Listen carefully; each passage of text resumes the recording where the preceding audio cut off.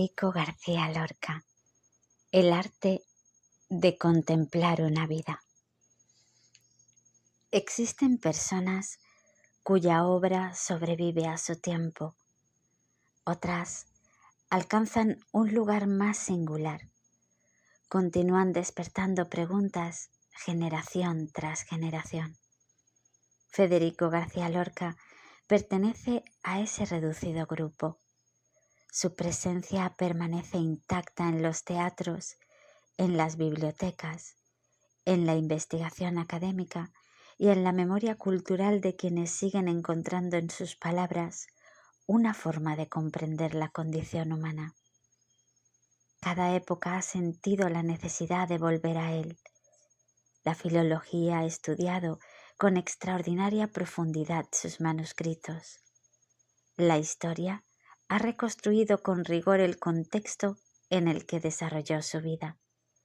La crítica literaria ha explorado la riqueza simbólica de su obra.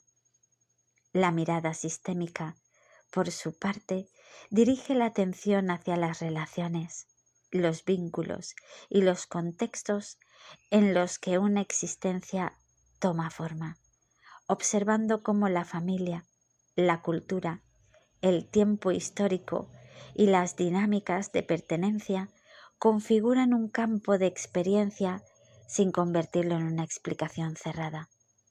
Aún así, permanece una sensación difícil de ignorar. Siempre queda algo por descubrir cuando una vida posee la profundidad de la suya. Este documental nace precisamente de esa convicción. No aspiramos a ofrecer una biografía definitiva. Ninguna investigación puede agotar la complejidad de un ser humano.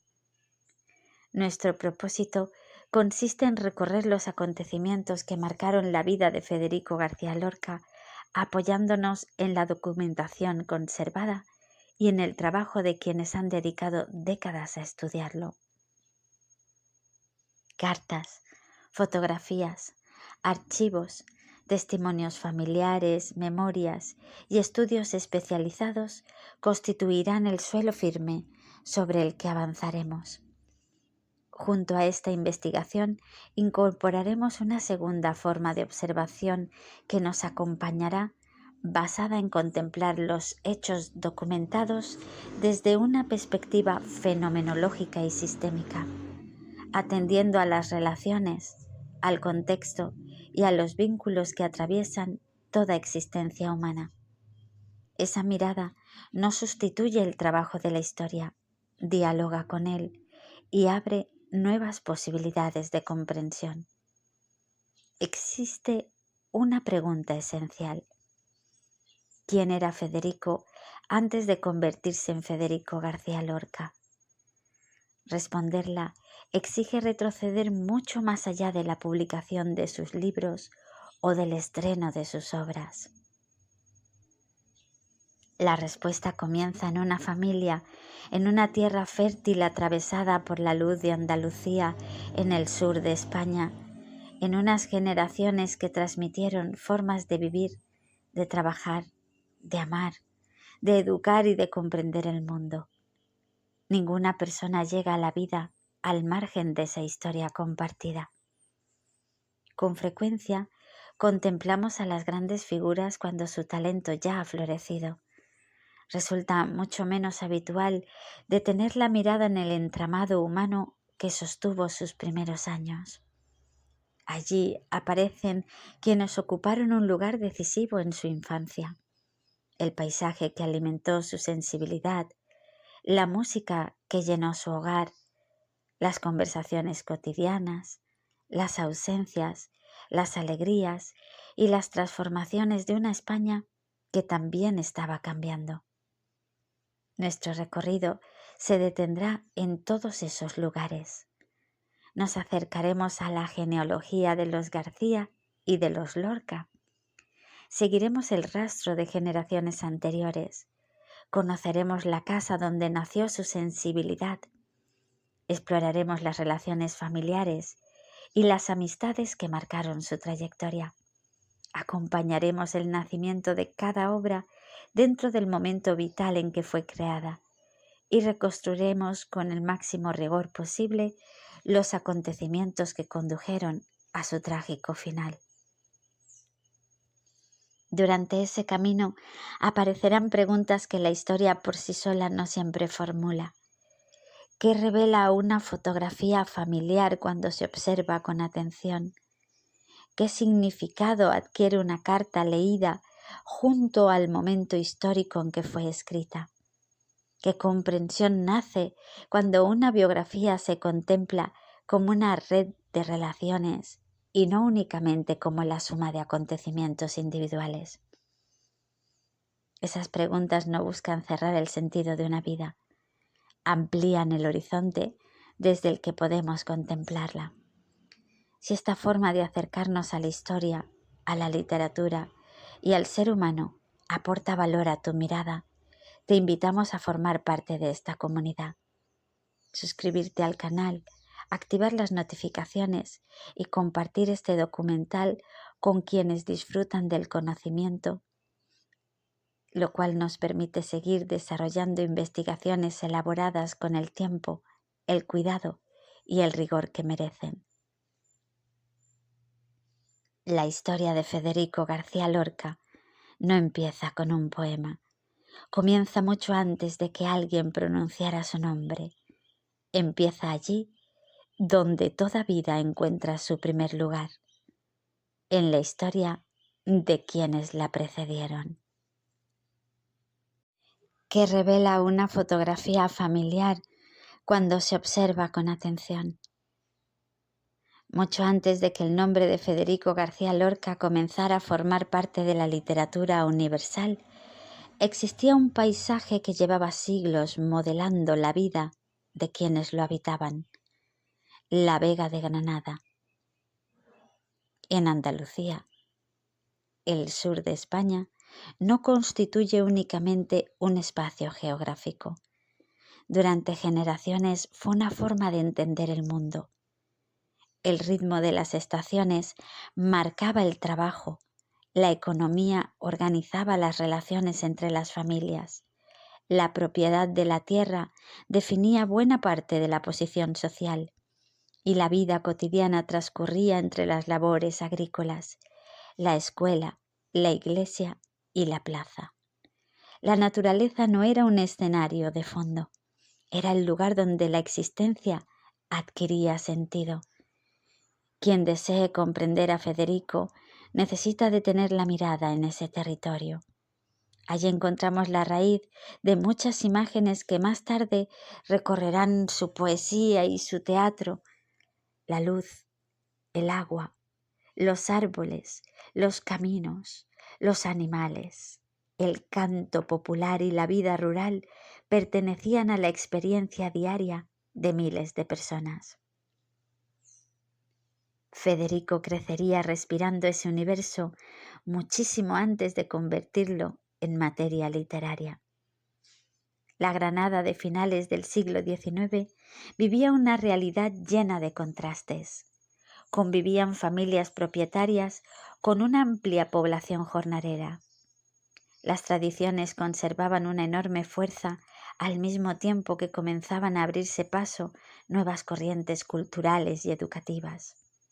La religión ocupaba un lugar central en la organización social, mientras la música popular, las celebraciones y la transmisión oral mantenían vivo un patrimonio cultural de extraordinaria riqueza. Ese contexto formaba parte del paisaje humano que recibiría Federico. Desde una observación fenomenológica, resulta significativo comenzar precisamente aquí. Ninguna persona llega al mundo al margen de un entorno. Cada nacimiento encuentra una historia que ya está en marcha, unas relaciones consolidadas, unas costumbres compartidas y una comunidad que transmite formas de vivir acumuladas durante generaciones. La documentación histórica permite contemplar con claridad ese entramado colectivo en el que la familia García Lorca ocuparía muy pronto su lugar. Entre las familias que habían consolidado una posición económica en La Vega se encontraba la de los García. Su trayectoria refleja el ascenso de una parte del campesinado que, gracias al trabajo, la administración de sus propiedades y una gestión constante de la tierra, alcanzó una situación de estabilidad y reconocimiento social. Los documentos notariales, los registros de propiedad y las investigaciones biográficas permiten reconstruir con bastante precisión ese recorrido, alejado tanto de la aristocracia tradicional como de las condiciones de vida de quienes dependían exclusivamente del trabajo jornalero. En ese ambiente crecería Federico García Rodríguez, futuro padre del poeta. Quienes lo conocieron lo describieron como una persona trabajadora, práctica y profundamente vinculada a la gestión de sus fincas. Su figura aparece con frecuencia asociada al sentido de la responsabilidad, a la capacidad para administrar el patrimonio familiar y a una presencia serena dentro del hogar. La investigación histórica no dibuja el retrato de un hombre dedicado al mundo intelectual. Su lenguaje era el de la tierra, el de las cosechas y el de una economía cuidadosamente sostenida a lo largo de los años. La historia de los Lorca recorría un camino diferente. En esa rama familiar encontramos una presencia constante de la educación y de la cultura. La enseñanza ocupaba un lugar relevante y la música formaba parte de la vida cotidiana.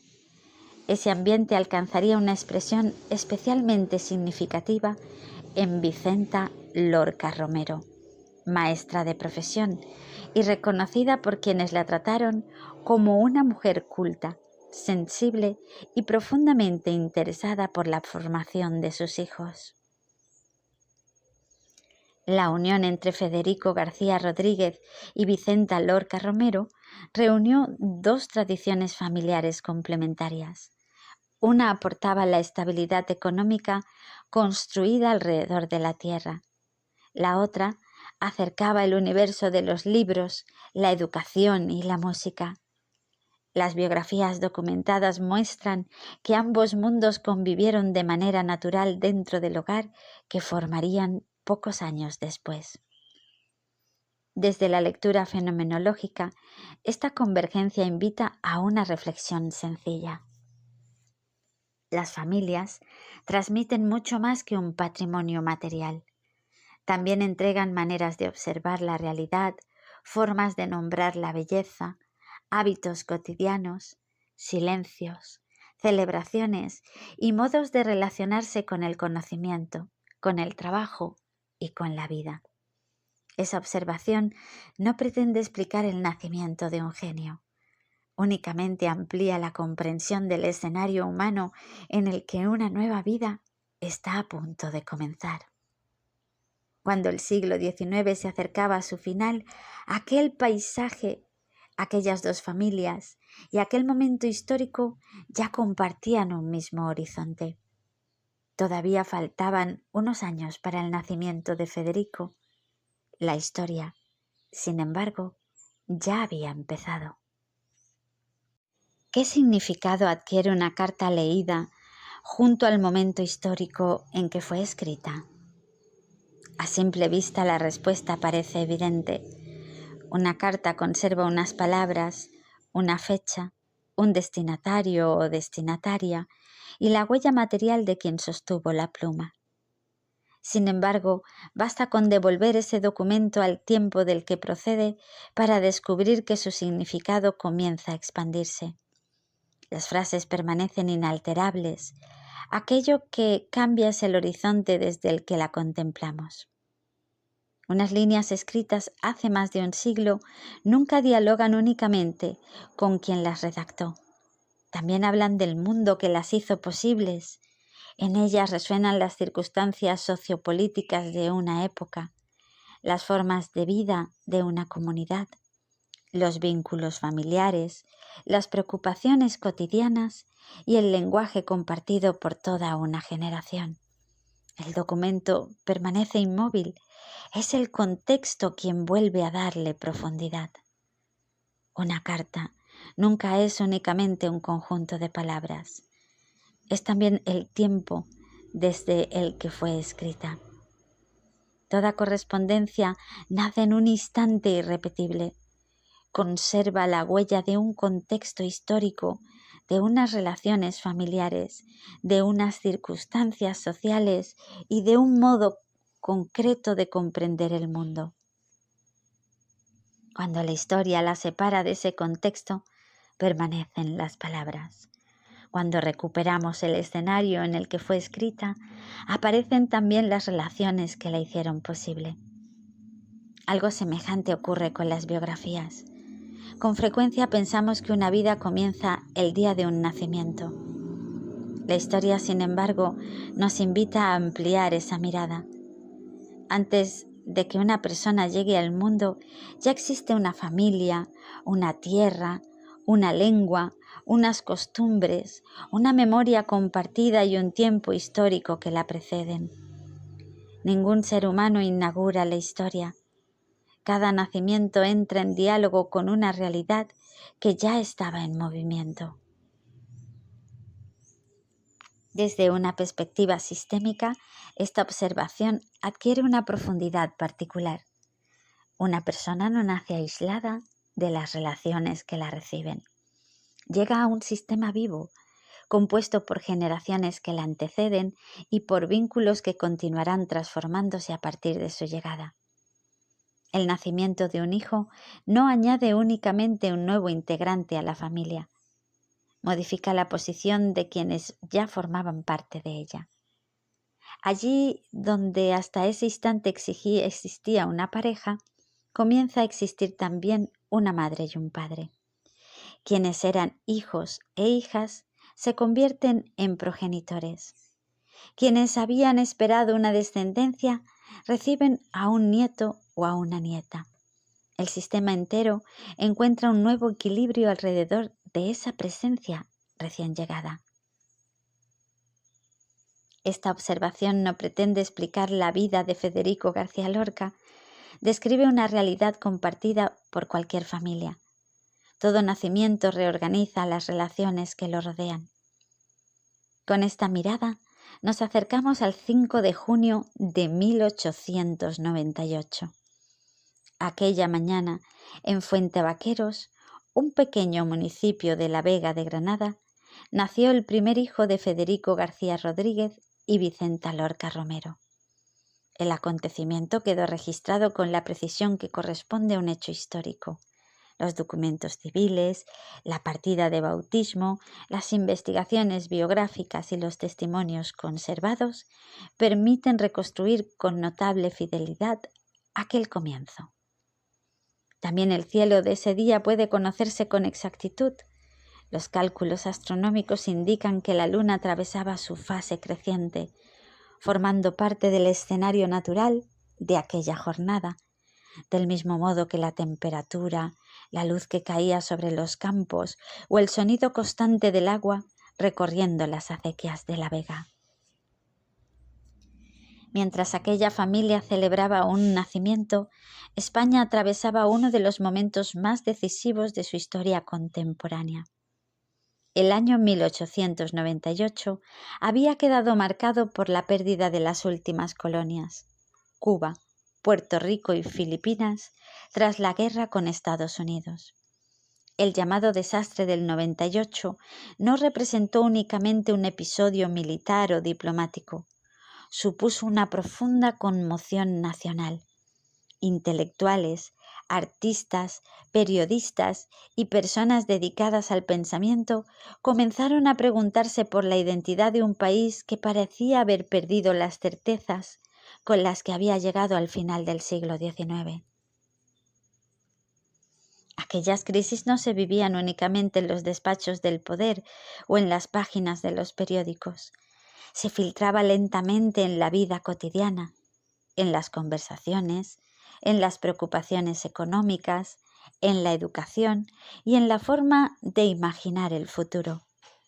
España iniciaba una etapa de revisión de sí misma. y Federico llegaba al mundo precisamente en ese momento de transición histórica. Ninguna persona elige la época en la que nace. Sin embargo, toda existencia mantiene un diálogo constante con el tiempo que la recibe. Ese diálogo no determina una vida, aunque sí constituye el escenario sobre el que esa vida comenzará a desplegarse. En el caso de Federico García Lorca, ese escenario reunía una singular combinación de elementos.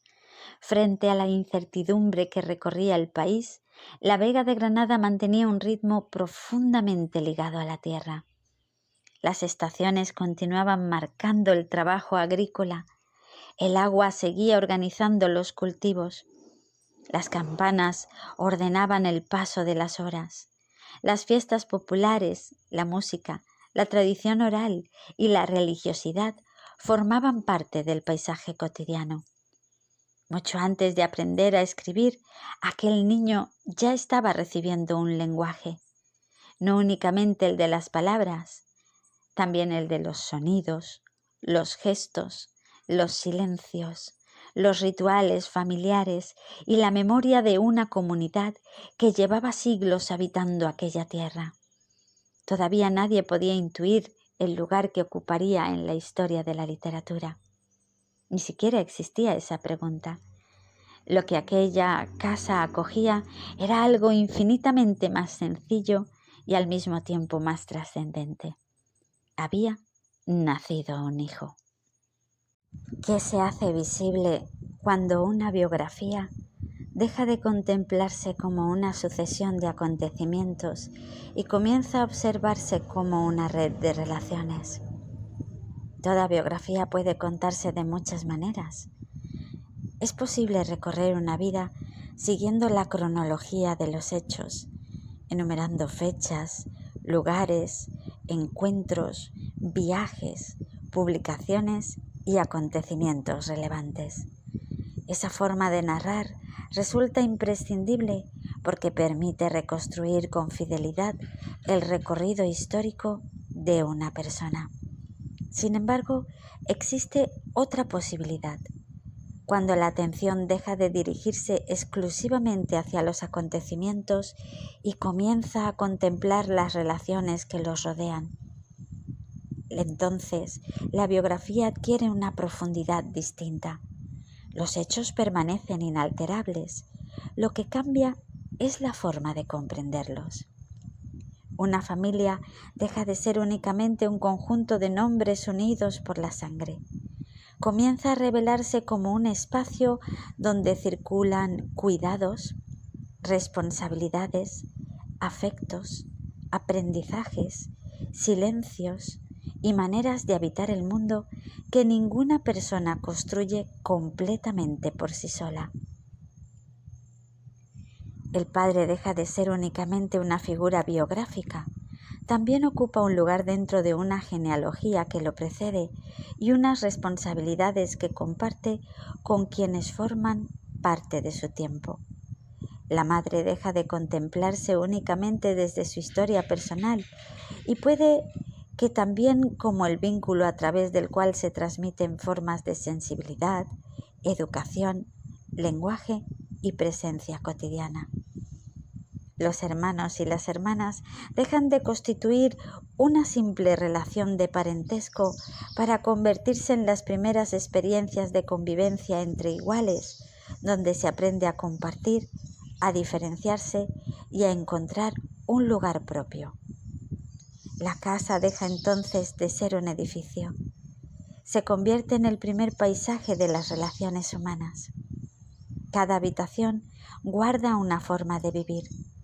Cada conversación contribuye a modelar una manera de comprender el mundo. Cada celebración, cada ausencia y cada silencio forman parte del tejido invisible sobre el que una infancia comienza a construirse. Nada de ello explica por sí mismo una biografía, tampoco determina el futuro. Lo que ofrece es un horizonte de comprensión más amplio. La historia continúa siendo el fundamento de todo cuanto sabemos. La documentación mantiene intacta su autoridad.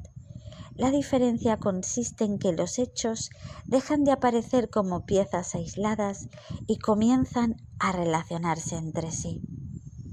Desde esta perspectiva, la vida de Federico García Lorca no se reduce a la historia de un individuo excepcional.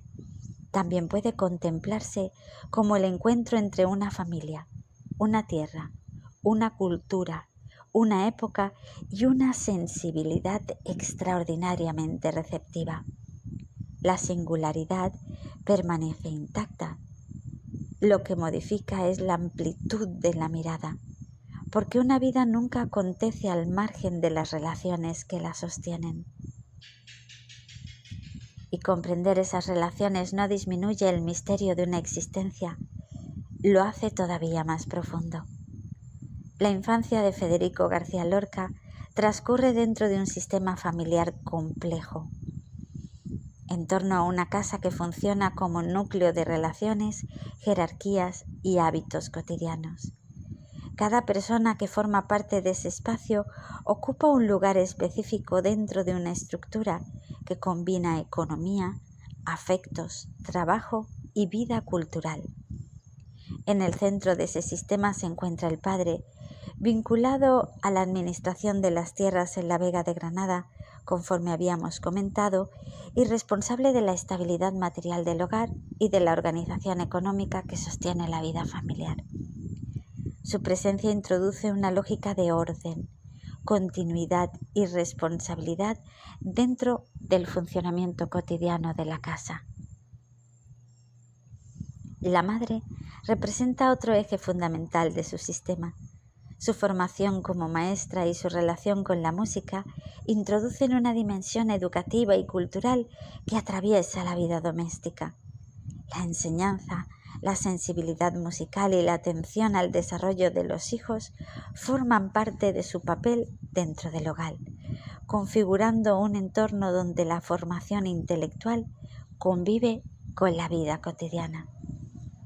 En ese mismo espacio crecen los hermanos y hermanas, cada uno ocupando un lugar dentro de la fratría. El orden de nacimiento, las edades y las relaciones entre ellos configuran dinámicas específicas que se desarrollan dentro del marco familiar. La infancia no se experimenta en solitario, sino dentro de una red de relaciones horizontales donde el juego, la convivencia y la observación mutua forman parte del aprendizaje cotidiano. La casa constituye el escenario físico de ese sistema. No se trata únicamente de una construcción, sino de un espacio habitado donde cada estancia cumple una función dentro de la vida familiar. Las habitaciones, los patios, los espacios de tránsito y las zonas comunes forman parte de un entorno donde la vida privada y la vida comunitaria se entrelazan de forma continua. Dentro de ese mismo espacio aparecen también las criadas, cuya presencia forma parte estructural del funcionamiento doméstico. Su trabajo sostiene buena parte de la vida cotidiana de la casa y su presencia introduce una dimensión social más amplia, donde las relaciones no se limitan al núcleo familiar, sino que se extienden hacia quienes participan en la organización diaria del hogar. La música ocupa un lugar transversal en este sistema. No aparece como un elemento aislado, sino como parte del ambiente doméstico.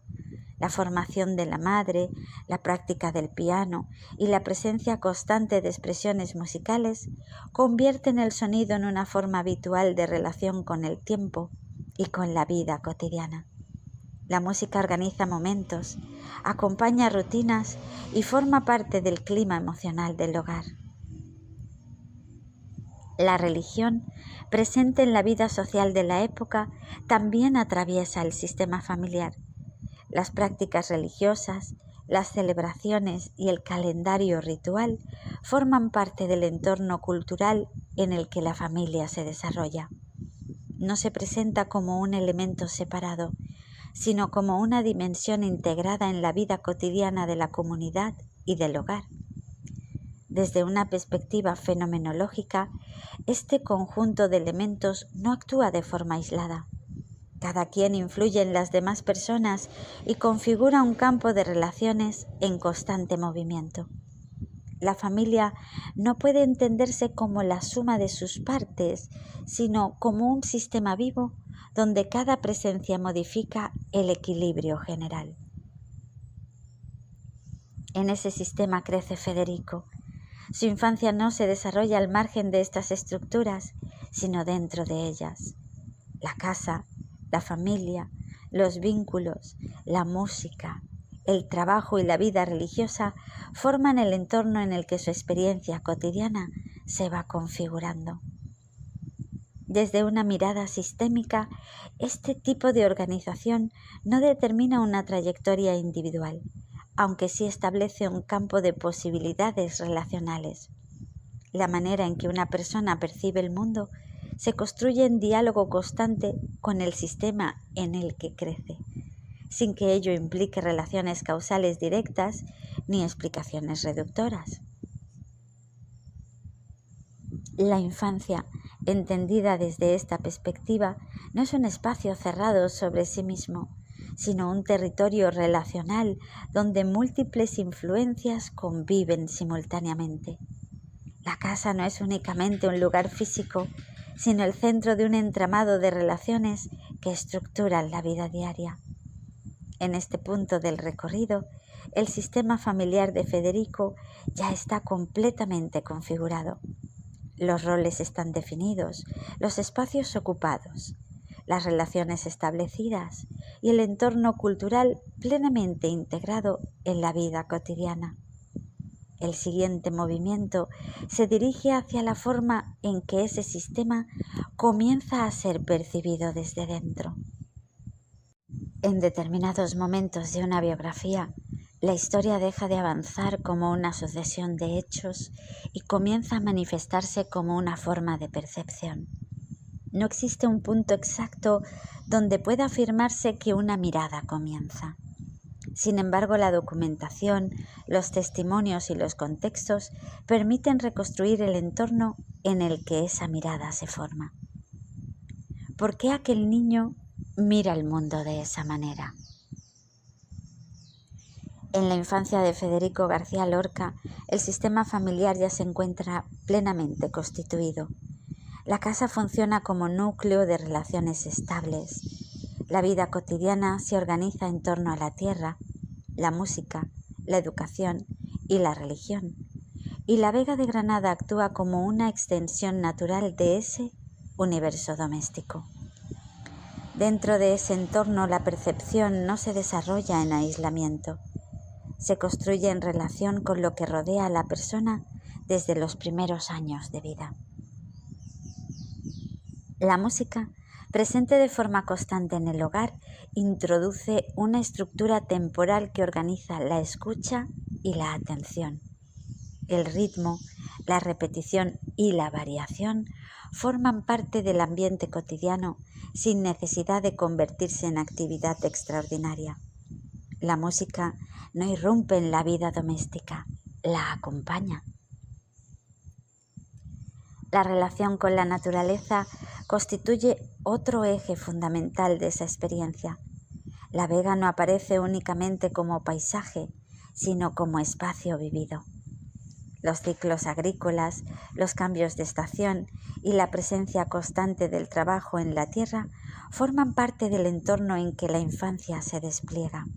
La observación del mundo natural no se limita a una contemplación estética, forma parte de la vida diaria. En ese contexto, la palabra circula también a través de formas que no dependen exclusivamente de la escritura. Relatos orales, expresiones populares, canciones y narraciones transmitidas en el entorno comunitario constituyen una forma de conocimiento compartido. El lenguaje se presenta como algo vivo, en movimiento, vinculado a la experiencia colectiva. La infancia de Federico se desarrolla dentro de ese campo de relaciones. La casa, la familia, Las personas que forman parte de su entorno cotidiano y el paisaje que la rodea configuran un espacio donde la experiencia se construye de manera continua. Desde una perspectiva fenomenológica, la percepción no es un acto aislado, sino un proceso que se forma en relación con el entorno. Lo que se observa, lo que se escucha y lo que se vive no son elementos separados, sino dimensiones de una misma experiencia. En este sentido, la sensibilidad no aparece como un atributo definido ni como una cualidad independiente. Se configura como una forma de relación con el mundo que se va estabilizando progresivamente a través de la experiencia diaria. La investigación biográfica permite observar que desde edades tempranas Federico mostró una atención especial hacia ciertos elementos del entorno. La música, las expresiones populares, la naturaleza y las relaciones humanas forman parte de ese campo de observación constante. Se reconoce un proceso de atención, de observación y de relación con el mundo que se desarrolla dentro de un sistema concreto. Desde una lectura sistémica, esta forma de percepción no se entiende como resultado de un único factor, sino como el efecto de múltiples relaciones que operan simultáneamente dentro del entorno familiar y social. La casa, la madre, el padre, los hermanos, las personas que trabajan en el hogar, la música y el paisaje forman parte de un mismo campo de experiencia. En ese campo, la infancia no es únicamente un periodo biográfico, es un espacio de construcción progresiva de la relación con el mundo. La mirada se forma sin anunciarse, la atención se desplaza sin interrupción visible. La experiencia se organiza en contacto con un entorno que ya posee su propia estructura. En este punto de la biografía aún no ha aparecido la obra. Sin embargo, la forma de estar en el mundo ya está en proceso de consolidación. El siguiente paso será encontrar lenguaje. ¿Cómo nace una voz única? En toda biografía existe un punto de transición difícil de fijar en el tiempo. No se trata de un acontecimiento concreto ni de un hecho aislado, sino de todo un proceso en el que la relación con el lenguaje comienza a transformarse. La experiencia deja de ser únicamente vivida y empieza a buscar formas de ser expresada. En la infancia y adolescencia de Federico, ese proceso se desarrolla dentro de un sistema ya plenamente constituido. La casa, la familia, la música, la educación, la tradición oral y el paisaje de la Vega de Granada continúan formando el marco en el que su vida se despliega. Nada de ese entorno desaparece, todo permanece como base activa de la experiencia. La diferencia surge en la forma de relación con ese mundo. La palabra deja de ser únicamente un instrumento cotidiano y comienza a adquirir densidad expresiva. El lenguaje que hasta entonces formaba parte del entorno empieza a convertirse en materia de exploración. La investigación biográfica señala la presencia temprana de una inclinación hacia la narración, la representación y el juego simbólico, no como actividad aislada, sino como forma de relación con las otras personas y con el entorno. La expresión no surge separada de la vida cotidiana, sino integrada en ella. En ese contexto, el teatro aparece como una de las primeras formas organizadas de esa transformación. No entendido únicamente como disciplina artística, sino como espacio donde la palabra, el cuerpo y la representación permiten experimentar otras formas de realidad. La escena se convierte en un lugar donde la experiencia puede reorganizarse. La lectura de la tradición literaria, el contacto con formas populares de narración y la continuidad de la música en el entorno doméstico contribuyen a ese proceso. El lenguaje no se representa como estructura fija, sino como un campo abierto de posibilidades. Desde una perspectiva fenomenológica, este momento no implica la aparición de una entidad artística ya formada, sino el inicio de una relación distinta con la expresión. La experiencia del mundo comienza a ser observada con una atención que tiende hacia su transformación en forma. La fenomenología permite comprender este proceso sin necesidad de establecer una separación radical entre la vida y la creación. La expresión artística no surge como ruptura, sino como intensificación de una relación previa con el entorno. Desde una lectura sistémica, esta transformación no puede entenderse de manera aislada. La voz que comienza a formarse no se desarrolla al margen del sistema familiar, sino en diálogo constante con él. La casa, la música, la educación y el entorno cultural siguen actuando como campo de experiencia. En ese sentido, la emergencia de una voz propia no implica separación del sistema, sino reorganización interna de la relación con él. La palabra comienza a funcionar como espacio de experimentación, la representación como forma de exploración, el lenguaje como territorio en el que la experiencia puede ser reorganizada y observada desde otra perspectiva. La investigación histórica no permite identificar un momento exacto en el que Federico García Lorca se convierte en artista. Lo que sí permite observar es la consolidación progresiva de una relación singular con la expresión que se va desarrollando en continuidad con su entorno vital. La voz no aparece de forma súbita, se construye, se ensaya, se afina en contacto con el mundo que la rodea. En este punto del recorrido, la sensibilidad del sistema ya ha encontrado una forma incipiente de expresión. El siguiente movimiento de esta biografía no se dirige hacia la definición de esa voz, sino hacia la expansión en el mundo social, afectivo y creativo. ¿Qué sucede cuando una vida comienza a construirse tanto por las relaciones que elige como por aquellas en las que nació? Toda infancia está profundamente ligada al sistema familiar.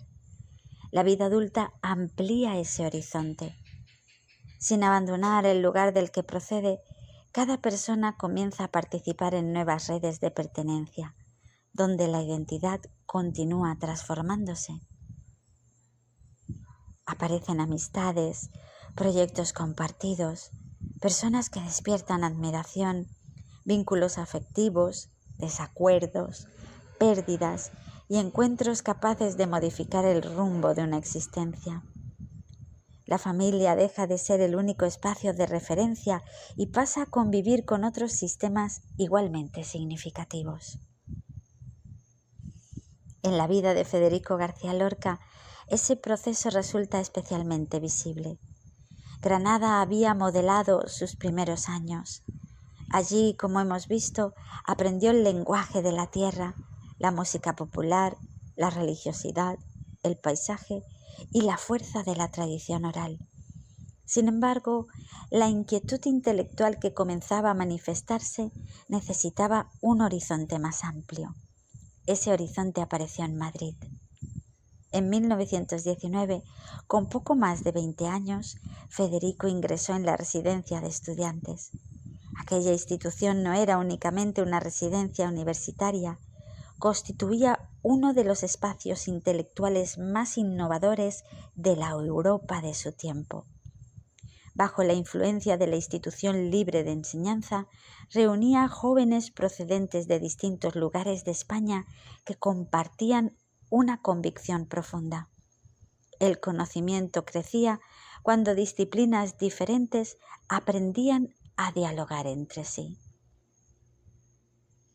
En sus pasillos convivían la literatura, la música, la pintura, la ciencia y la filosofía.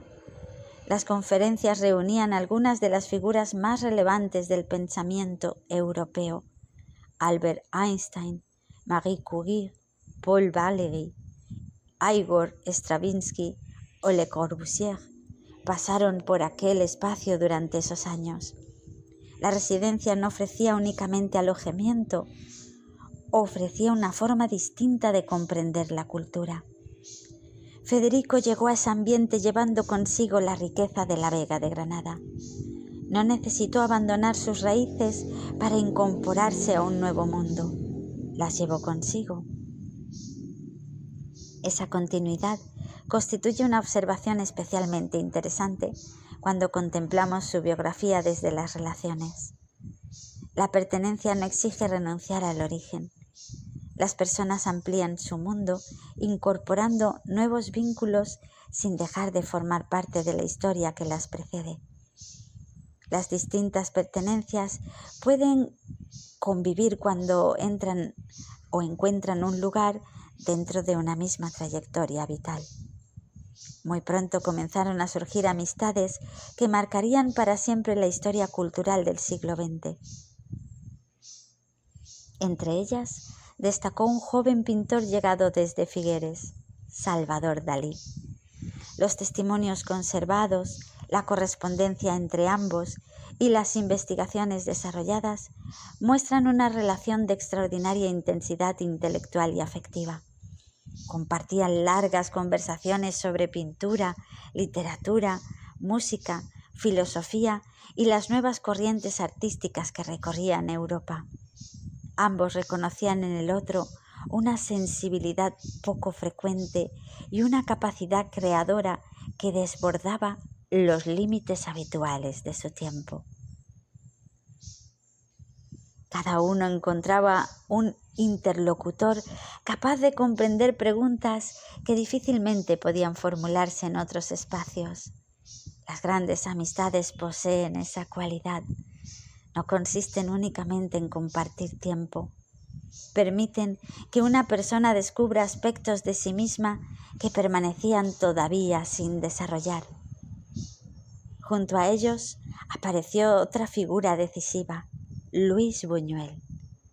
Su personalidad contrastaba profundamente con la de Federico.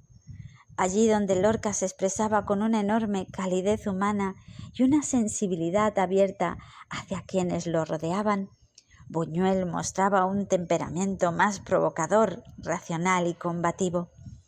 Las diferencias entre ambos no impidieron que compartieran años de convivencia, conversaciones interminables y una intensa efervescencia creativa. Como sucede en muchos sistemas humanos, las relaciones más fecundas no siempre nacen de la semejanza. Con frecuencia encuentran su fuerza precisamente en la diversidad. Aquel grupo nunca constituyó un círculo cerrado. Al contrario, vivía en constante interacción con artistas, músicos, pensadores y escritores que atravesaban Madrid en aquellos años. Federico comenzó a relacionarse con Manuel de Falla, cuya influencia musical resultaría decisiva, especialmente en la recuperación y dignificación del cante jondo. También estrechó lazos con Rafael Alberti, Jorge Guillén, Pedro Salinas, Dámaso Alonso, Gerardo Diego y otros integrantes de la generación que la historia literaria conocería más tarde como la generación del 27. Conviene detenerse un instante en esta idea. Con frecuencia imaginamos a las grandes figuras de la cultura como personalidades aisladas, encerradas en una habitación frente a una hoja en blanco. La documentación ofrece una imagen muy distinta. Las cartas, los diarios, las fotografías y los testimonios revelan una intensa vida compartida.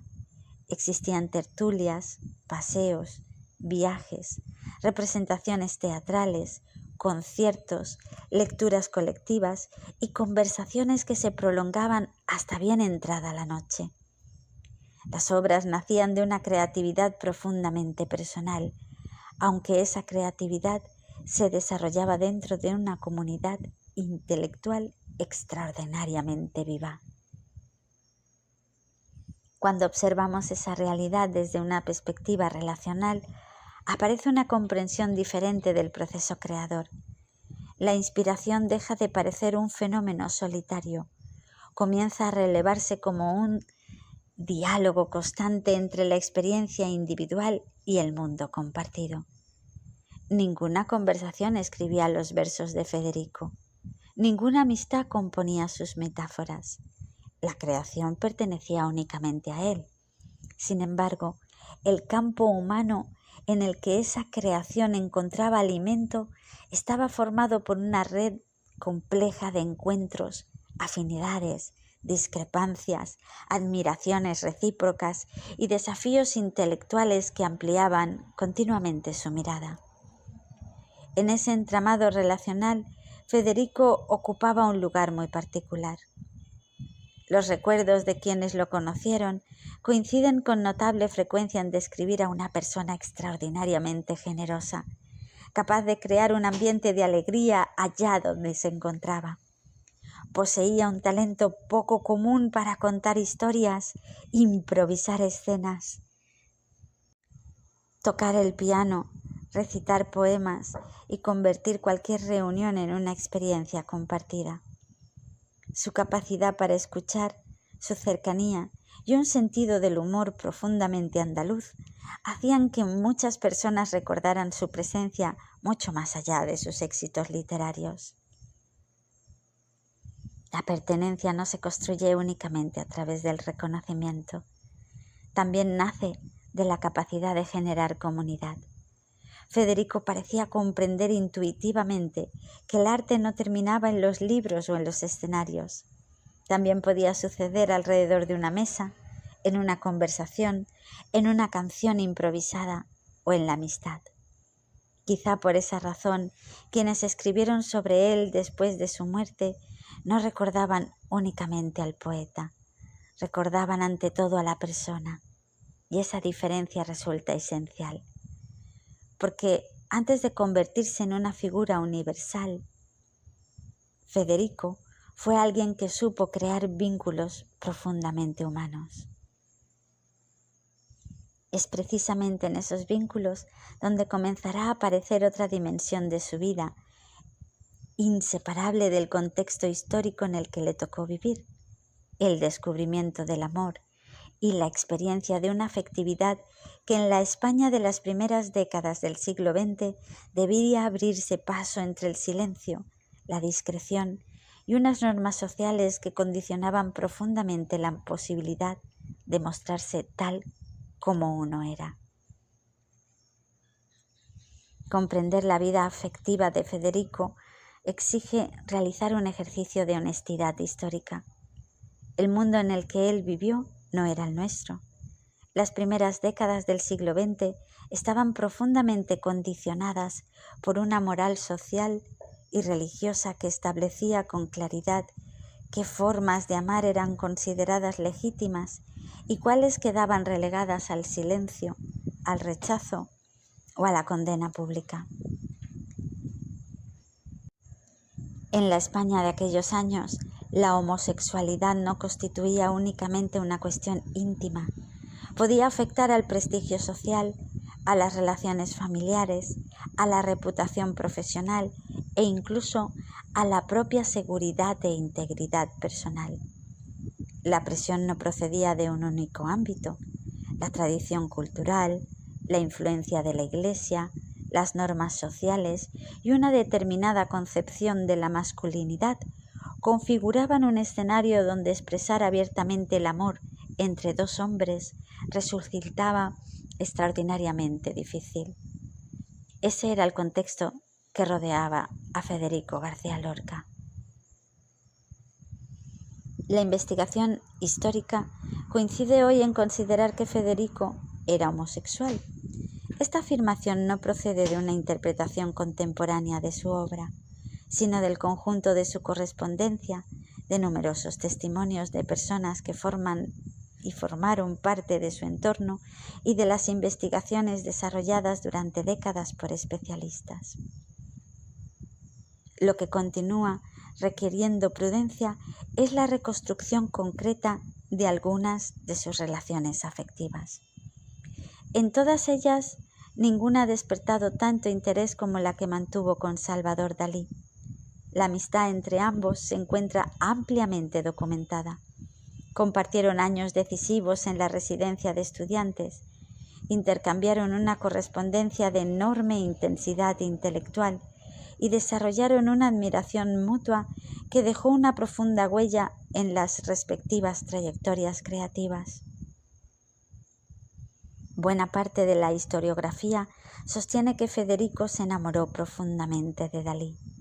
Las cartas, diversos testimonios y algunos recuerdos del propio pintor apuntan en esa dirección. Lo que permanece abierto al debate es la naturaleza exacta de esa relación. Dalí ofreció versiones diferentes a lo largo de su vida y nunca ha podido documentarse de forma concluyente la existencia de una relación sexual entre ambos. Esa incertidumbre forma parte de la historia y merece ser respetada como tal. Años después apareció en la vida de Federico Emilio Aladrén. En este caso, la investigación biográfica ofrece un grado mucho mayor de consenso. Numerosos especialistas consideran que ambos mantuvieron una relación amorosa. Emilio era escultor, atractivo, carismático y muy integrado en los círculos artísticos madrileños. Federico vivió aquel vínculo con una intensidad que distintas cartas y testimonios permiten reconocer. La ruptura llegó de manera dolorosa. Emilio inició posteriormente una relación con una mujer y ese alejamiento provocó en Federico una de las crisis emocionales mejor documentadas de toda su biografía, situándose este episodio entre los acontecimientos que precedieron a su viaje a Nueva York en 1929. Nadie reduce ese viaje a un único motivo. Confluyeron razones personales, familiares, creativas y académicas. Entre ellas, aquella pérdida afectiva ocupa un lugar relevante. También Rafael Rodríguez Rapún aparece en los últimos años de la vida de Federico como una figura de enorme importancia emocional. Ingeniero de formación y secretario de La Barraca, el grupo universitario de teatro itinerante, compartió con él proyectos, viajes y una intensa cercanía. Una parte significativa de la investigación considera que entre ambos existió una relación amorosa, aunque algunos aspectos continúan siendo objeto de discusión. La documentación permite afirmar con seguridad la profundidad del vínculo. La naturaleza exacta de algunos episodios permanece abierta a la interpretación historiográfica. La vida afectiva de Federico no puede comprenderse únicamente a través de los nombres propios. También necesita contemplarse desde el mundo en el que aquellos vínculos intentaban abrirse paso. Desde una perspectiva relacional, pertenecer constituye una necesidad profundamente humana. Toda persona necesita encontrar espacios donde pueda mostrarse sin temor al rechazo y donde su identidad sea reconocida con dignidad. Cuando determinadas dimensiones de esa identidad encuentran dificultades para expresarse públicamente, el sistema de relaciones se reorganiza a través de estrategias de protección, discreción o silencio. Esta observación no explica la vida de Federico ni pretende convertirla en un modelo general.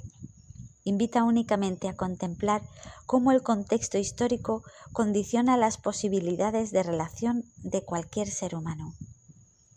La lectura transgeneracional amplía todavía más esta reflexión. Las sociedades también constituyen memorias colectivas. Cuando una época obliga a ocultar determinadas formas de amar, no solo limita la libertad de quienes viven en ese momento, también deja huellas culturales que pueden prolongarse durante generaciones en formas de silencios, temores, estigmas o dificultades para nombrar ciertas experiencias. Estas dinámicas no actúan como un destino inevitable, ni pueden atribuirse automáticamente a una familia concreta. Constituyen fenómenos sociales que atraviesan comunidades enteras y que la investigación histórica, la sociología y los estudios sobre la memoria han permitido reconocer.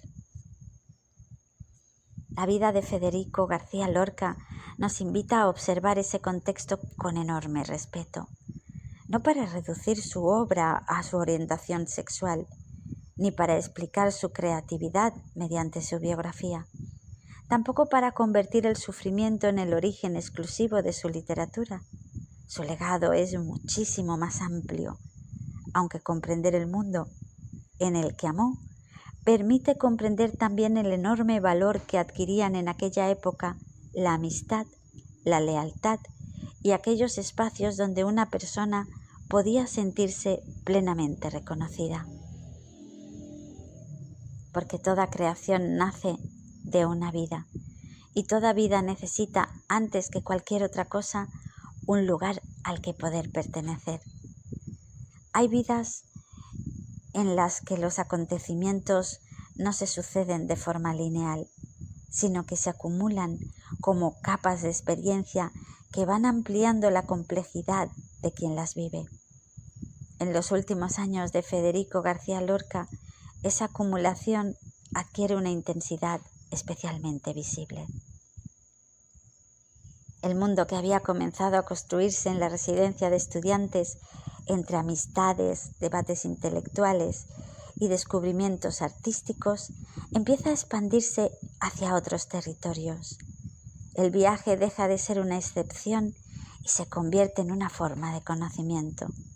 Nueva York, Cuba, distintos espacios de España y el contacto con escenarios culturales muy diversos amplían su percepción del mundo contemporáneo. El viaje a Nueva York en 1929 constituye uno de los episodios mejor documentados de su biografía. Federico llega a una ciudad marcada por la modernidad industrial, por la verticalidad de los rascacielos, por la crisis económica que pronto se extendería tras el crack bursátil y por una experiencia urbana completamente distinta a la que había conocido en España.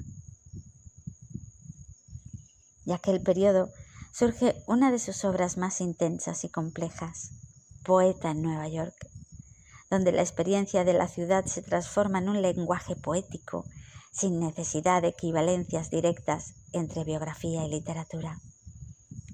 La investigación histórica coincide en señalar que este viaje no puede explicarse mediante una sola causa. En él confluyen el deseo de ampliar horizontes, la necesidad de alejarse temporalmente de ciertos entornos afectivos, el interés académico y la búsqueda de nuevas formas de expresión artística. Como ocurre en toda biografía compleja, los motivos no se presentan de manera aislada, sino entrelazados. Tras su regreso a España, Federico se encuentra con un país que atraviesa transformaciones profundas. La Segunda República abre un periodo de intensa actividad cultural y social. En ese contexto, su trabajo con el grupo teatral La Barraca adquiere una importancia decisiva. El teatro universitario itinerante recorre pueblos y ciudades, llevando a los escenarios clásicos del siglo de oro a lugares donde el acceso a la cultura era limitado. La experiencia teatral se convierte así en un proyecto cultural de enorme alcance simbólico. En paralelo, la vida afectiva de Federico continúa desarrollándose en un plano más íntimo y discreto. Las relaciones personales, documentadas por la historiografía, entre ellas la cercanía con Rafael Rodríguez Rapún, se inscriben en un contexto histórico en el que la expresión abierta de determinadas formas de amor seguía estando profundamente condicionada por normas sociales restrictivas. Entre los episodios más significativos de este periodo se encuentra también la relación con la actriz Margarita Xirgu. Su colaboración profesional fue fundamental en la puesta en escena de algunas de sus obras teatrales más importantes, incluyendo Yerma y La casa de Bernarda Alba. La conexión entre ambos artistas trascendía lo estrictamente profesional, consolidando un espacio de mutua confianza creativa que dejó una huella profunda en la historia del teatro español. A medida que avanza la década de 1930, el contexto político en España se vuelve cada vez más inestable. La polarización social, las tensiones ideológicas y la creciente violencia política configuran un escenario que afectará de forma directa a la vida cultural del país. Federico, que había mantenido siempre una posición pública centrada en la cultura y el arte, comienza a ser percibido también dentro de ese clima de tensión creciente.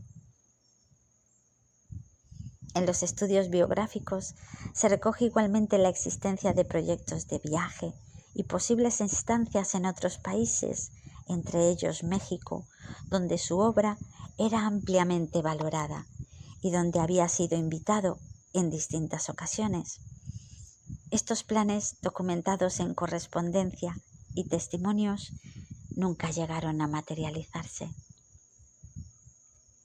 La vida afectiva, creativa y social de Federico se desarrolla así en un espacio cada vez más complejo, donde la creación artística convive con una realidad histórica en transformación acelerada. Las amistades, los proyectos teatrales, las obras literarias y los vínculos personales forman parte de un mismo entramado que no pudo ser separado sin perder su coherencia interna.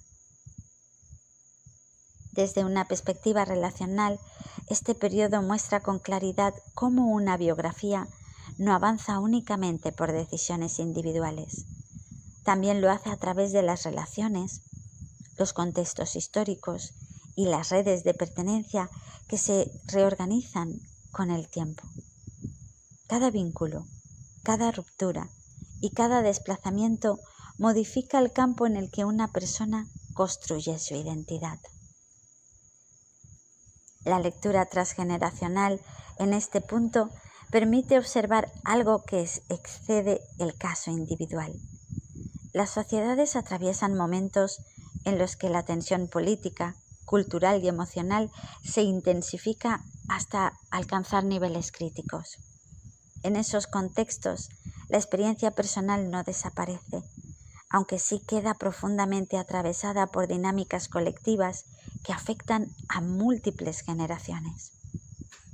Federico García Lorca se encuentra en los últimos años de su vida en el centro de un país que se aproxima a una fractura histórica. Sus obras teatrales alcanzan un reconocimiento creciente. Su presencia cultural se consolida, su voz se vuelve cada vez más influyente y al mismo tiempo el contexto en el que vive se vuelve progresivamente más inestable.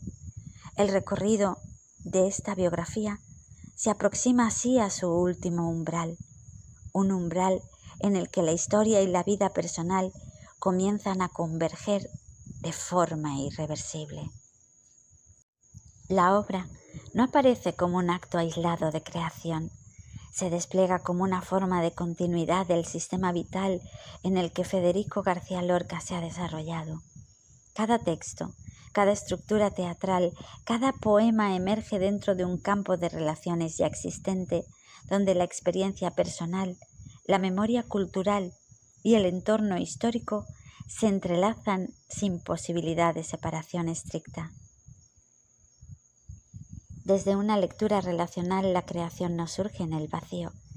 Se forma en diálogo con una biografía concreta, con una educación recibida, con una sensibilidad moldeada por la Vega de Granada y con una red cultural que se expande progresivamente desde lo local hacia lo universal. Las primeras expresiones literarias de Federico se sitúan en un territorio inicial donde todavía la voz está en formación. Impresiones y paisajes, en 1918, nace de la experiencia del viaje y del contacto con el mundo intelectual de su tiempo. No es únicamente un libro de juventud, sino la primera tentativa de traducir en lenguaje una forma de mirar. En esos mismos años comienza a perfilarse los primeros textos poéticos que darán lugar a Libro de Poemas en 1921. En ellos aparece una voz que aún busca su forma influida por el modernismo tardío y por una sensibilidad ya profundamente marcada por la musicalidad del lenguaje popular. Durante esta etapa, la obra poética adquiere mayor densidad. Canciones en 1927 y Poema del Cantejondo, publicado en 1931, aunque escrito entre el 21 y el 22, muestran una progresiva consolidación de una voz que dialoga con la tradición oral andaluza, con la música popular y con la estética de su tiempo. En Poema de Cantejondo, el mundo del flamenco no aparece como objeto de estudio, sino como forma viva de percepción del dolor, el ritmo y la expresión colectiva. El ciclo de Romancero Gitano en 1928 marca un punto de inflexión. La obra adquiere una proyección pública inmediata y sitúa a Federico en el centro del panorama literario español. En estos mismos años, el viaje a Nueva York, entre el 29 y el 30, transforma profundamente su mirada. De esa experiencia surge, como dijimos, Poeta en Nueva York, publicado póstumamente en 1940. Desde la modernidad urbana, la crisis económica y la deshumanización del entorno industrial que se convierten en materia poética. En este periodo también se escriben textos teatrales de gran importancia como El Público, entre el 29 y el 30, donde el lenguaje se desplaza hacia formas simbólicas y experimentales. A partir de 1930, el teatro se convierte en el eje central de su creación. Bodas de Sangre, en 1932, inaugura el ciclo trágico donde el deseo, la norma social y el destino se articulan en forma dramática. Yerma, en 1934, profundiza en la tensión entre identidad, expectativa social y frustración vital. Doña Rosita la soltera o El lenguaje de las flores, en 1935, introduce una dimensión temporal más amplia, donde la espera y el paso del tiempo estructuran la experiencia vital. Finalmente, La casa de Bernarda Alba, en 1936, escrita pocos meses antes de su muerte, representa la culminación de este ciclo. En ella la estructura familiar aparece como un espacio cerrado de autoridad, silencio y tensión interna. En paralelo al teatro, Federico continúa desarrollando su poesía. Diván del Tamarit, escrito entre 1931 y 1934, publicado póstumamente en 1940, introduce formas inspiradas en la tradición árabe andalusí. Sus últimos poemas recogen una madurez expresiva donde lo simbólico, lo íntimo y lo cultural alcanzan una síntesis compleja. Desde una perspectiva relacional, la obra no puede situarse únicamente en el individuo que la firma. Forma parte de un entramado más amplio, donde la familia, la educación, la tradición oral, la vida cultural de la Vega de Granada y las redes intelectuales de su tiempo actúan como condiciones de posibilidad. Desde una lectura transgeneracional, estas obras no solo dialogan con su presente, sino con capas históricas anteriores que atraviesan generaciones, formas de narrar, de cantar, de organizar el deseo, de estructurar la autoridad y de comprender la vida comunitaria. La fenomenología permite aquí una observación esencial. La obra no sustituye la vida, la transforma en lenguaje. Cada texto conserva la huella de una experiencia vivida en relación con el mundo, aunque reorganizada en forma poética o dramática. En este sentido, la creación no cierra el sistema vital, lo amplía, lo reorganiza, lo vuelve visible en otro registro. Cada obra forma parte de un mismo proceso, el de una vida que encuentra en el lenguaje una forma de existencia ampliada. La literatura no aparece aquí como explicación de la biografía, aparece como su prolongación. Y en ese punto, vida y obra dejan de poder separarse sin perder parte de su sentido. Ambas forman un mismo campo de experiencia. El siguiente movimiento de esta biografía ya no se dirige hacia la creación, sino hacia el momento en que la historia interrumpe la vida. Aquí comienza el final del recorrido. La vida de Federico García Lorca entra en su tramo final en el verano de 1936. España se encuentra en un punto de fractura histórica. El levantamiento militar del 18 de julio desencadena la guerra civil. El país se divide en zonas de control y en ese proceso se reorganiza de forma abrupta las estructuras políticas, sociales y culturales. Federico se encuentra en Granada, en el momento del estallido del conflicto. Permanece en la ciudad en los días posteriores en un contexto de creciente tensión y control militar. Las investigaciones históricas coinciden en que su detención se produce el 16 de agosto de 1936. A partir de ese momento comienza un recorrido que ha sido parcialmente reconstruido a través de testimonios, investigaciones y documentaciones posteriores, aunque no existe una versión única plenamente cerrada. Tras su detención es trasladado a dependencias vinculadas a las autoridades sublevadas en Granada. Diversos estudios históricos han documentado que pasó por el gobierno civil y posteriormente fue trasladado hacia la zona de Biznar y Alfacar, donde se sitúan las últimas referencias verificables de su presencia. Las fuentes coinciden en que Federico García Lorca fue fusilado en algún punto entre el 18 y el 19 de agosto de 1936 en las inmediaciones de Granada. El lugar exacto de su enterramiento no ha sido identificado con certeza, a pesar de múltiples investigaciones, excavaciones y testimonios recogidos a lo largo del tiempo. Entre los nombres vinculados a la decisión de su detención aparece el del poeta Luis Rosales, en cuya casa Federico se encontraba parcialmente refugiado en los días previos.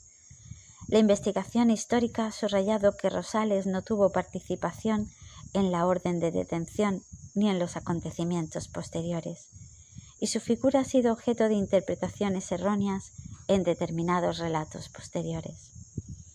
La documentación disponible distingue claramente entre su amistad con Federico y los hechos administrativos y militares que condujeron a su detención. El conjunto de investigaciones sobre su muerte no ha alcanzado un consenso absoluto en todos los detalles del proceso. Existen diferencias en testimonios, lagunas mentales y reconstrucciones parciales. Sin embargo, el núcleo histórico se mantiene estable. Su detención, su traslado y su ejecución en el contexto represivo que siguió el levantamiento militar en Granada. No existe evidencia documental sólida que permita afirmar que su asesinato se debiera exclusivamente a una única causa. Las investigaciones históricas señalan un contexto de violencia política, represión generalizada y eliminación de figuras culturales vinculadas al entorno republicano o percibidas como afines a él. En ese clima, múltiples factores pudieron confluir en su destino. Las interpretaciones más rigurosas señalan un contexto de represión sistemática en Granada tras el levantamiento militar, donde se produjeron detenciones y ejecuciones de civiles vinculados al mundo cultural, intelectual. En ese marco, la figura pública de Federico, su relevancia cultural y su visibilidad social lo situaban dentro de un conjunto de personas expuestas a ese clima de violencia y asesinato. No existe evidencia documental que permita afirmar que su asesinato se debiera de forma directa y exclusiva a una sola razón concreta, como su orientación sexual, su ideología política o su actividad artística. La historiografía contemporánea insiste en evitar explicaciones monocausales para fenómenos de esta naturaleza propios de contextos de violencia política masiva. Desde este punto de vista, su muerte no responde a una única línea de causalidad, sino a la convergencia de un contexto histórico de represión. La desaparición de su cuerpo introduce un elemento adicional en la dimensión histórica del acontecimiento. La ausencia de restos identificados ha impedido el cierre físico del duelo. A lo largo de las décadas se han realizado investigaciones, testimonios y excavaciones, como decíamos, en distintas zonas de la provincia de Granada, sin lograr una localización definitiva. Este vacío material no modifica los hechos históricos fundamentales, aunque sí transforma la manera en que la memoria colectiva los organiza. Desde una lectura sistémica, la desaparición no puede interpretarse como un símbolo aislado ni como una metáfora. Es un hecho histórico con consecuencias relacionales. La ausencia del cuerpo reorganiza la forma en que una sociedad construye su memoria, su relato y su relación con el pasado. El sistema cultural no se detiene con la muerte biológica, continúa operando a través de la obra. En las décadas posteriores, la figura de Federico García Lorca se integra progresivamente en el canon literario universal. Su obra circula, se traduce, se estudia y se representa en contextos muy distintos al suyo. La vida biográfica se interrumpe, la vida cultural continúa. El recorrido de este documental regresa ahora al sistema completo que ha ido construyendo a lo largo de todos los actos. La familia, el entorno, las relaciones, la creación, la historia y finalmente la ausencia. Todo ello forma parte de una misma red de sentido que no se cierra con un final biográfico, sino que se transmite en memoria cultural. Lo que termina es la vida individual. Lo que permanece es el sistema de relaciones que esa vida activó en el tiempo. Y en ese sistema, la obra continúa siendo leída en el presente. La desaparición del cuerpo de Federico García Lorca forma parte del hecho histórico. A partir de ese momento, la historia de Federico deja de ser la historia de una vida en desarrollo. Se convierte en la historia de una esencia. Sin embargo, su obra no desaparece con él. En los años posteriores, sus textos comienzan a circular con creciente intensidad dentro y fuera de España. Con el tiempo, su figura se convierte en una de las presencias centrales en la literatura en lengua española del siglo XX. Desde una lectura sistémica, este tránsito puede comprenderse como el paso de una existencia biográfica a una existencia cultural. La vida individual se interrumpe mientras que el sistema de relaciones que su obra activó continúa expandiéndose en el tiempo. El cierre de este recorrido no devuelve una respuesta definitiva, devuelve una presencia. la de una vida atravesada por la familia, la sensibilidad, la creación, los vínculos y la historia, y la de una obra que sigue siendo leída en el presente reconociendo que una vida, cuando alcanza tal densidad, no termina en el hecho de su separación, continúa en el modo en que sigue siendo mirada, y la voz de Lorca permanece. La vida de Federico García Lorca termina en un punto concreto de la historia española, el verano de 1936, en el contexto del estallido de la Guerra Civil.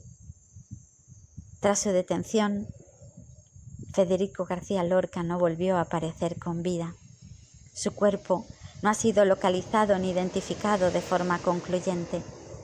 Esa ausencia, como decíamos, forma parte del propio hecho histórico. En torno a su detención ha persistido una pregunta recurrente: la posibilidad de una traición concreta, de una persona o decisión individual que hubiera determinado su destino. La investigación histórica rigurosa no ha identificado un responsable único documentado que pueda explicar de forma lineal su arresto o posterior fusilamiento. Lo que sí se ha podido reconstruir es un contexto de violencia política extrema en Granada tras el golpe militar, donde operaban redes locales de delación, decisiones militares aceleradas, dinámicas de control social, chisme y un clima generalizado de miedo, terror y represión. En ese escenario, la idea de una traición individual puede que pierda consistencia histórica como explicación única. Lo que emerge es un sistema de violencia más amplio, donde las decisiones no se producen en aislamiento, sino dentro de estructuras ya desbordadas por el conflicto. También se ha planteado en distintas biografías la pregunta sobre por qué Federico no abandonó Granada, cuando aún existía la posibilidad de hacerlo, o por qué no llegó a concretarse su salida hacia otros destinos, entre ellos México, donde habían invitaciones y proyectos vinculados a su actividad cultural. La documentación sugiere un conjunto de factores simultáneos: vínculos familiares, incertidumbre política, decisiones personales tomadas en tiempos de crisis y un contexto en el que la movilidad se volvió progresivamente más difícil a medida que avanzaba la situación militar. Nada de ello puede reducirse a una única causa determinante. En los días previos a su detención, Federico sabemos que se encontraba en Granada en un entorno donde las redes sociales, familiares y culturales se entrecruzaban bajo condiciones de extrema tensión. Tras su muerte, el impacto en el sistema familiar fue profundo y duradero. Federico García Rodríguez, su padre, permaneció en España durante los años posteriores.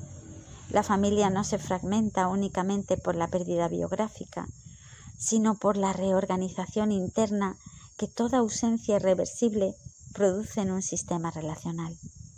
La Casa de Granada, que había sido espacio de creación, música y vida cotidiana, se convierte en un territorio atravesado por el silencio y la memoria. La vida familiar continúa, aunque en un orden distinto al anterior. Desde una perspectiva sistémica, este tipo de acontecimiento no se limita al individuo que desaparece. Reorganiza posiciones, vínculos, narrativas internas y formas de relación con el pasado. La ausencia no se borra. Se integra como estructura latente en la historia del sistema familiar. La desaparición del cuerpo añade un elemento decisivo a este proceso. El hecho de que sus restos no hayan sido localizados introduce una forma de ausencia que no puede cerrarse físicamente. A lo largo del tiempo, múltiples investigaciones han intentado reconstruir ese punto final sin alcanzar una identificación concluyente. Este vacío no modifica el hecho histórico de su muerte, sin embargo sí transforma la manera en que la memoria colectiva la organiza. El sistema cultural, sin embargo, no se detiene en ese límite. La obra de Federico García Lorca, como hemos mencionado, comenzó a expandirse con una fuerza creciente a lo largo del tiempo. Se edita, se traduce, se representa y se estudia en contextos históricos muy distintos al suyo. Su figura deja de pertenecer exclusivamente a la biografía para integrarse en un campo cultural más amplio. Este desplazamiento no implica una desaparición total, sino una transformación del tipo de presencia. La vida individual se detiene, mientras el entramado de relaciones que su obra activó permanece en circulación a través del lenguaje, la lectura y la transmisión. El cuerpo no aparece, la voz permanece, y permanece no como reconstrucción del pasado, sino como experiencia activa en el presente. Cada vez que una persona lee un verso de Federico García Lorca, asiste a una representación de su obra o lo encuentra en una conversación cultural, ese sistema vuelve a activarse, no como repetición, sino como actualización. La historia no se cierra con la biografía, se reorganiza en torno a lo que una vida ha dejado en relación con las otras. Y en ese sentido, Federico García Lorca no pertenece únicamente al pasado, pertenece al tiempo de la cultura. Como presencia en movimiento, como capacidad del lenguaje para seguir creando presencia allí donde la vida biológica se ha detenido. Gracias por acompañarnos en este viaje. Si este documental ha ampliado tu mirada, te invitamos a suscribirte al canal, activar las notificaciones y compartir este trabajo con aquellas personas para quienes la historia, la literatura y la mirada sistémica puedan convertirse también en un lugar de encuentro. Porque comprender el pasado no cambia lo ocurrido. No obstante, sí puede modificar la forma en que habitamos el presente.